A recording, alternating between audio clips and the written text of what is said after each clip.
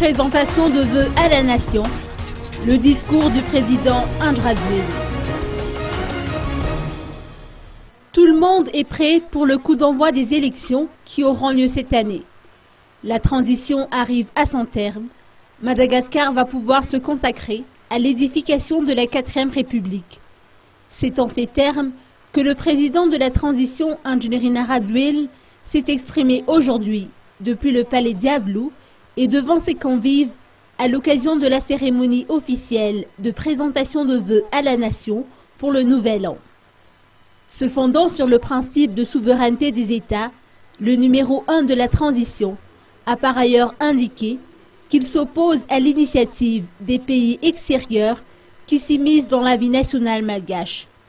Le peuple a le droit de choisir et ce n'est pas à une minorité ou à un parti politique quelconque ou à un parti étranger de décider de la manière dont nous devons diriger notre pays, a-t-il indiqué.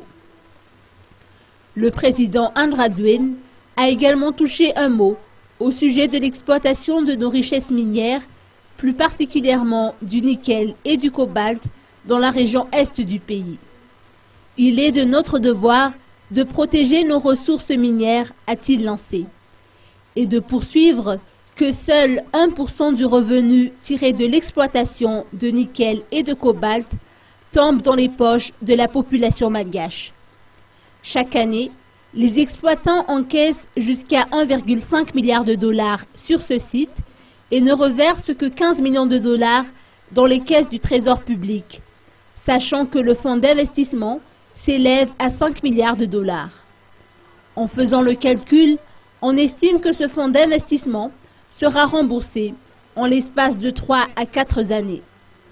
Pourtant, c'est le contrat qu'ils ont conclu avec le gouvernement malgache, a insisté le président Radouel. Bien que le régime actuel n'ait pas reçu d'aide extérieure, les affaires courantes ont été gérées convenablement, a-t-il poursuivi. Dans cette même lancée, le gouvernement de transition a relancé le processus de développement régional à travers la mise en place des hôpitaux aux normes internationales. Mis à part la construction des infrastructures telles que les logements à prix cassés, le Coliseum d'Atunzbe, le stade de rugby d'Indutapenak, les projets de grande envergure se poursuivront cette année encore. Le président Radouel a cité entre autres la construction d'une nouvelle route qui reliera directement la capitale à l'aéroport d'Ivatu. Les travaux vont débuter en février, a-t-il indiqué. Le locataire d'Ambutrouitch a également annoncé la mise en place d'un centre national professionnel des sports.